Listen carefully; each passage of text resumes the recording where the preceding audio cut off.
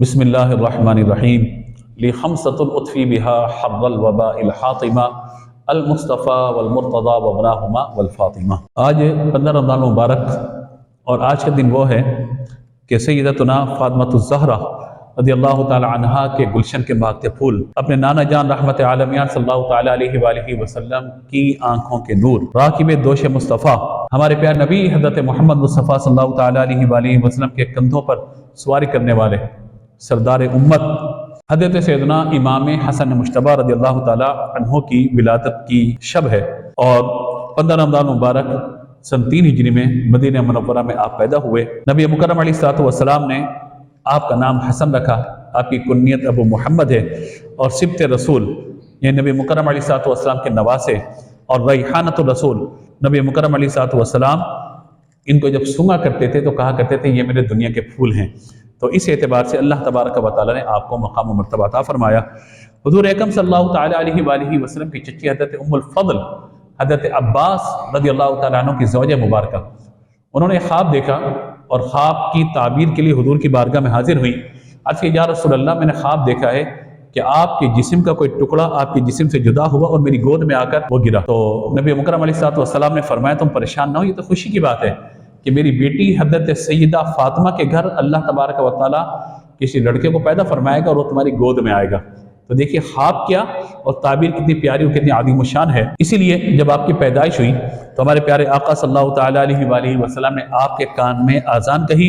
اور اپنا لعاب دہن آپ کو چٹایا، جس کو گھٹی دینا کہتے ہیں۔ اس کے بعد نبی مکرم علیہ الصلوۃ والسلام نے آپ کا عقیقہ فرمایا، اور عقیقے میں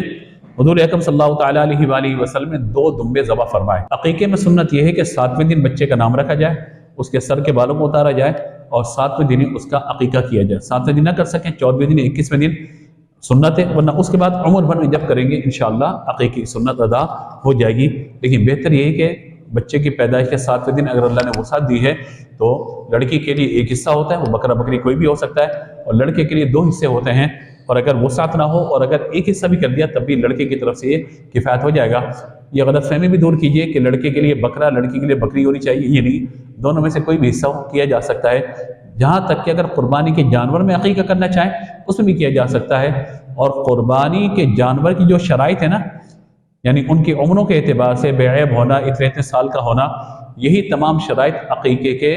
جانور کے اندر بھی لازم و ضروری ہیں۔ حضور اکرم صلی اللہ تعالی علیہ وآلہ وسلم چونکہ سیدہ کائنات کے گھر پہلا بیٹا پیدا ہوا تو حضور صلی اللہ تعالی علیہ وآلہ وسلم ان سے بڑا پیار کیا کرتے تھے، اور نبی مکرم علیہ الصلوۃ والسلام کبھی اپنی آغوش شفقت میں آپ کو چمٹا لیتے، کبھی کندھوں پر سوار کرتے، اور کبھی نبی مکرم علیہ الصلوۃ والسلام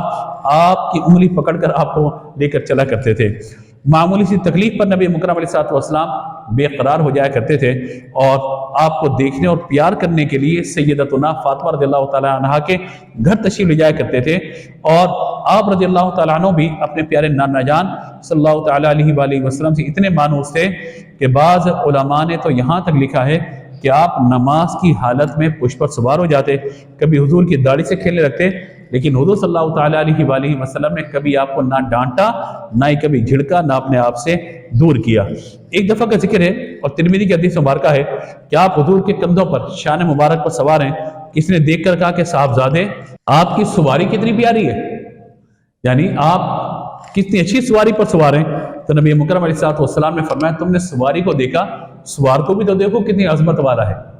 تو یوں آپ دیکھیے کہ نبی پاک علیہ الصلوۃ والسلام آپ سے کتنی محبت فرماتے ہیں۔ سیدی اعلیٰ حضرت مولانا شاہ امام احمد رضا خان علیہ رحمۃ الرحمن فرماتے ہیں حسن مجتبی سید الاسقیاء راکب دوش عزت پہ لاکھ سلام، آپ ہی ہیں وہ کہ جن کو نبی پاک علیہ الصلوۃ والسلام نے فرمایا بی ابی و امی، یعنی اے حسن تجھ پر میرے ماں باپ قربان ہو جائیں۔ آپ دیکھیے فضیلت کا اندازہ، ہم سب یہ کہتے ہیں کہ ہمارے ماں باپ حضور پہ قربان، نبی پاک علیہ الصلوۃ والسلام ان کے لیے فرمایا بی ابی و امی، یعنی تم پر میرے ماں باپ قربان۔ اور معجم کبیر کی یہ حدیث مبارکہ میں نے آپ کی بارگاہ میں پیش کی۔ بخاری شریف کی حدیث مبارکہ ہے 3752، خادم مصطفیٰ صلی اللہ تعالی علیہ وآلہ وسلم حضور اکرم صلی اللہ تعالی علیہ وآلہ وسلم کے گھر میں خدمت سر انجام دینے والے سیدنا انس رضی اللہ تعالیٰ عنہ بیان کرتے ہیں کہ حضرت امام حسن رضی اللہ تعالیٰ عنہ کو میں نے دیکھا آپ حضور سے بہت زیادہ مشابہت رکھا کرتے تھے، اور یہ کیوں نہ ہو کہ آپ نبی پاک علیہ الصلوۃ والسلام کی شہزادی سیدہ کائنات کے شہزادے ہیں، تو سیدہ کائنات حضور سے مشابہت رکھتی ہیں، تو اس اعتبار سے جو حسن مصطفیٰ تقسیم ہوا سیدہ کائنات کی طرف، تو حسن مصطفیٰ کی جو جھلک ہے وہ سید امام حسن مجتبیٰ اور امام حسین رضی اللہ تعالیٰ عنہ میں ہمیں نظر آتی ہے۔ کیا بات رضا اس چمنستان کرم کی، زہرا ہے کلی جس میں حسین اور حسن پھول۔ کلی کا جو حسن ہوتا ہے نا وہ کھلا ہوا نہیں ہوتا، کلی کا جو حسن ہے وہ ظاہر نہیں ہوتا، بلکہ کلی حسن کو سمیٹے ہوئے ہوتی ہے، اور جب کلی پھول بنتی ہے تو اس کا حسن ظاہر ہو جاتا ہے۔ اب جو حسن سیدہ کائنات کو نصیب ہوا، اب ظاہر حسن مصطفیٰ کا صدقہ وہاں پہنچا تو سیدہ کائنات پر تو پردے ڈال دیے گئے نا، ان کی عفت کی وجہ سے، پاکیزگی کی وجہ سے، عورت کی وجہ سے اب وہ پردے ہیں، تو حسن مصطفیٰ کہاں آشکار ہوا؟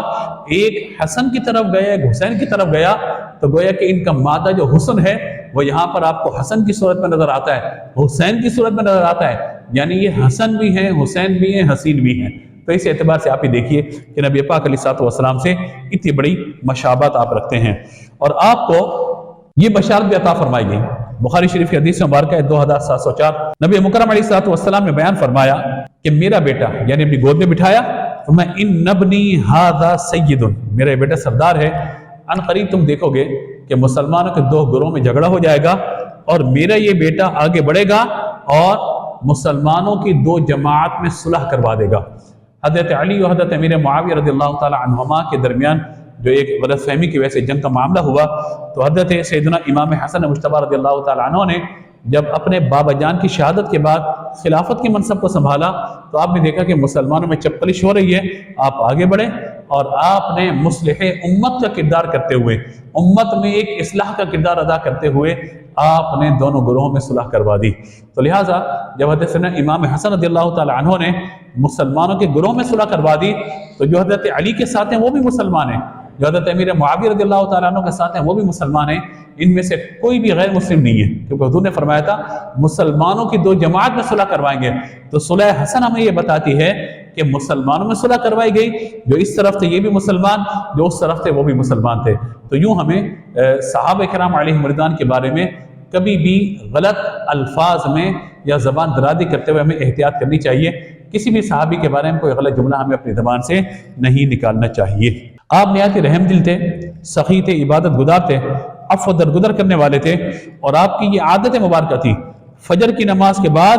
آپ مسجد میں بیٹھ جاتے تھے اور طلوع آفتاب تک، جب سورج نکلتا تھا اس وقت تک لوگوں کے سوالات کے جوابات ارشاد فرماتے تھے، یہاں تک کہ جب سورج بلند ہو جاتا تو نماز چاشت ادا فرماتے، پھر امہات المومنین رضی اللہ تعالی عنہن کے گھر تشریف لے جاتے تھے۔ آپ رضی اللہ تعالی عنہ نے مدینہ منورہ میں زندگی گزاری، اور اللہ نے آپ کو یہ سعادت عطا فرمائی کہ آپ نے مدینے سے پیدل سفر کر کے 25 مرتبہ حج ادا فرمایا، یعنی مدینے سے پیدل گئے مکے تک، اور پھر مینا، عرفات، مزدلفہ حج کے ارکان آپ نے ادا فرمائے۔ لہذا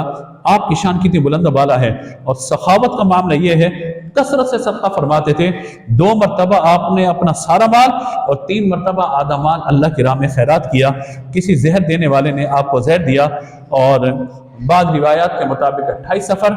اور کتب اہل سنت میں 5 ربیع الاول سن 49 ہجری، اور بعض روایت کے اندر 50 ہجری کا قول مبارک بھی ہے کہ آپ کی پھر شہادت ہو جاتی ہے۔ اللہ تبارک و تعالی سیدنا امام حسن مجتبیٰ رضی اللہ تعالی عنہ کے فیض و برکات سے امت کو مستفید فرمائے۔ آج کے دن سیدنا امام حسن رضی اللہ تعالی عنہ کا ہے۔ یہاں میں ایک بات عرض کرنا چاہتا ہوں، جو لوگ چاہیں کہ ہمیں اللہ تبارک و تعالی نیک اولاد عطا فرمائے، یا جو اولاد ہے وہ نیک ہو، تو ان شہزادوں کے نام پر اپنی اولاد کے نام رکھیں، اچھے اچھے نام رکھیں، حسن نام بھی اچھا ہے، حسین نام بھی اچھا ہے، یہ نام رکھیں اپنی اولادوں کے، انشاءاللہ پھر آپ دیکھیے کہ اولاد میں کیسی برکت ہوتی ہے، اور اولاد کس طریقے سے آپ کے بڑھاپے میں آپ کا سہارا بنتی ہے۔ اللہ تبارک و تعالی ہم سب کو عمل کی توفیق عطا فرمائے، آمین۔ وآخر دعوانا الحمدللہ رب العالمین۔